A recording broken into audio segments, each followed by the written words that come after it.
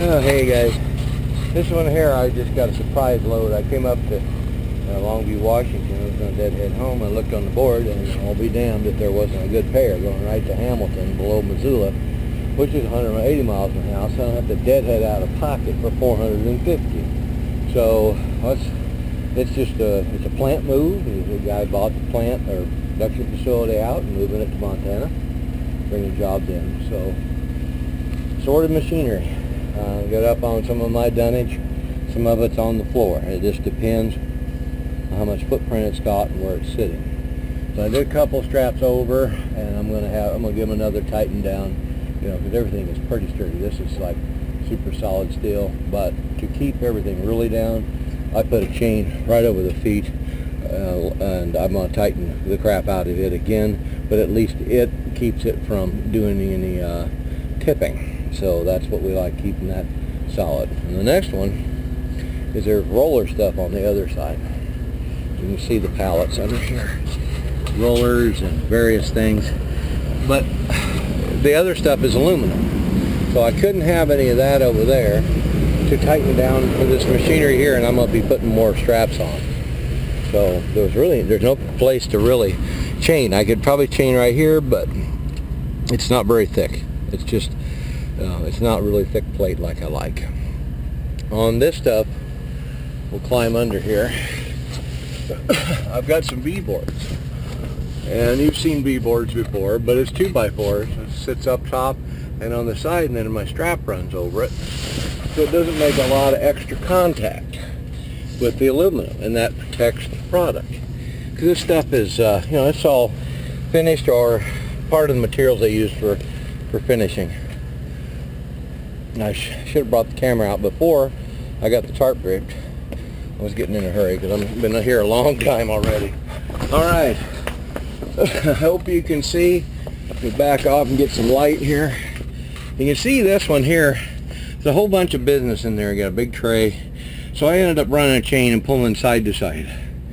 And that's thick plate. You see it's 1-inch plate. I like that. And then a simple electrical box, just a 2-inch strap, only because it's so light, and it'll be trapped in with the machines and the other chains and stuff like that. It won't be able to go anywhere. So looking at everything that they've got going here, and I'm sorry, I should have done the other stuff, but when you look at going through this steel, because of all the valves, electrical lines, and other BS, I got to stay away from that. So I'm coming right down, straight down to, tight as hell. Got them up on 2x4s, and everything should be good. This one is going to be a bitch, when it comes to getting the tarp on and getting it draped and stuff.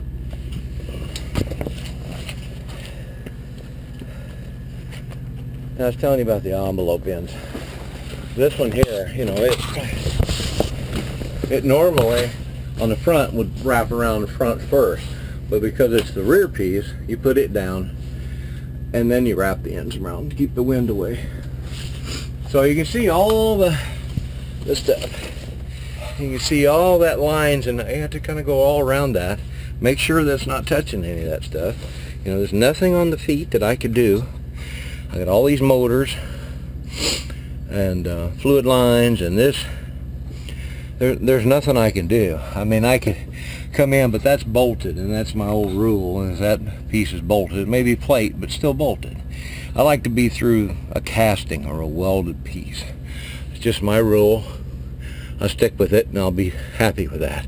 A little piece, everything is shrink wrapped, and the machinery's been purchased, and they're moving production lines. So other than that, I mean, it's not too bad. When you look at the other side here, you can kind of see some of the roller stuff. I mean, you have to watch yourself when you're walking up here. I mean, all this, these ball rollers, these rollers, just slipping. I mean, I already slipped a couple of times. Just had to make sure had 3-point contact. Just, you'll bust your ass. You go off the trailer, you're in here, you're hurting. So everything is pretty close. And you can see a little bit better on the V-boards over here. And it keeps the straps up and away from the material. That's a little bit lighter over here. It was in that dark hole over there. And I totally spaced it. I wanted to get that on there, but you have to tarp rear to front because your overlaps have to go over each time, so it keeps the wind from getting underneath them. I like to have 4 or 5 feet overhang if I can. Try to make sure I got plenty. I borrowed one of their ladders. I'm going to come up with a ladder here. I'll have to find one. It's just, it's getting silly. The other ladder that I had at one time, it just kind of went south, and I've never replaced it, so it's my own dang fault. I'm going to have to get one. So it's just, but it's hard to store this stuff, you know. Where the hell am I supposed to put it, you know? It's trying to get it in and out of there is a pain in the ass, because then you have to try and feed it up and around all this, and you know, or try and drop it down through and pull it out from underneath. So, you know, plus it gets all the grime and everything from, you know, from the drive tires and spray and salt and mud and oil and crap. And I mean, it's like, that doesn't make for a very safe step ladder. So, a lot of people put them up here on their tarps. I've already got so much crap. I mean, this old blue tarp that I use for paddling machinery is going off the truck when I get home. It's done. I've used it for pad. Stuff like this, only rougher. I've got there's a piece of vent tubing. I don't know if you can see it. See it up there? It's really light. So I'm going to have to take a piece of carpeting and I'm going to put that up there. So it'll just rip a hole right through my car with all the flapping. So I've got envelope in tarp in the rear, envelope in the front, straight machine or square tarp in the middle, so it makes a 3-piece tarp system, enough to cover 70 some feet. But with all peaks and valleys, I want to make sure I got plenty, so I'm going to use 3. You know, I could try and squeeze out the whole thing with what I've got, but I got to go up, over, and down, and that eats up 3 or 4 feet each time. So it's best to think that. We've got 53-foot drop, 8-foot drops, and a 51 step. Oh, that'll cover it. Yeah, but it's straight low with no peaks, valleys, and ups and downs. But when you get all that other crap in there and figured in, then it's going to start eating your other tarp. So have another one. That's my tip. So other than that, you know, I've got everything up against the bulkhead, so I don't worry about sliding. I just wanted to have stuff where I could reef down on these guys a little bit and pull that in, and I will add more straps. There's not enough on here yet, but I want to put some over the tarp to kind of keep them down.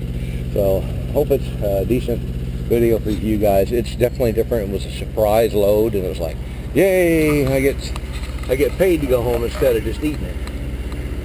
So that should be about the hot ticket. Portland, Oregon, finally it was good to me. I've gotten toasted out of here so many times with no loads, or so damn cheap it's not even funny that I was embarrassed to haul it.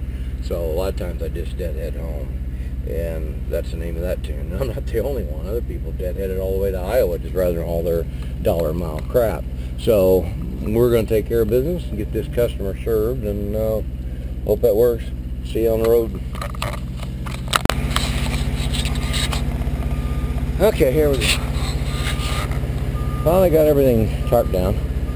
I'm checking for equipment and other bungees and stuff. And it's a pain in the ass. So, the extra 2-inch straps I had placed over for tarp holding down. I've got some extra straps over that equipment there. Trying to pull everything tight, but mostly pulling the where the gaps are. Getting a 2-inch strap across there, or at least holding the tarp down. This one in the back pretty much had to do the same thing. So I had to pull the gap between the two, because if I didn't, it would bellow so bad. Because there's really nothing in there. So we got everything tightened up. It's not the greatest tarp job, I know that, but damn, when you got so many pieces, ups and downs, 70 some feet of tarp, I'm getting tired. Now I got to drive flip in 10 hours.